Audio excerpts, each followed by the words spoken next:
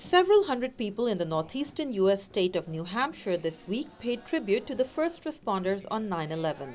They climbed 110 flights of stairs, the same number as in the Twin Towers that collapsed in New York City.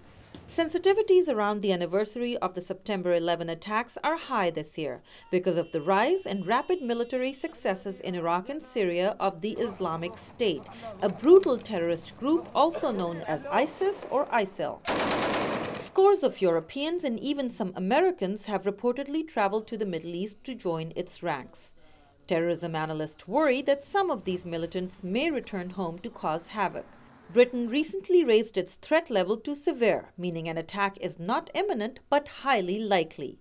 Home Secretary Theresa May said the move is directly related to foreign fighters holding British and European passports.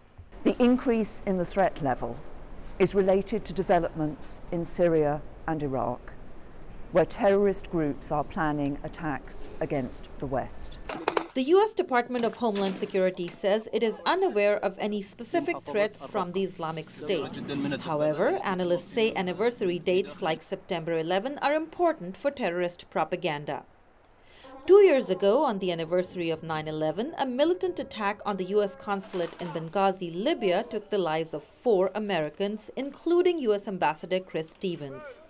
Professor Yona Alexander directs terrorism studies at the Potomac Institute. He says global threats to the U.S. are increasing. For example, one of the affiliates of the Al-Qaeda in Somalia, the Al-Shabaab, they just threatened the United States that they are going to mount attacks against the U.S., which are going to be worse than the U.S. experience in Iraq and Afghanistan.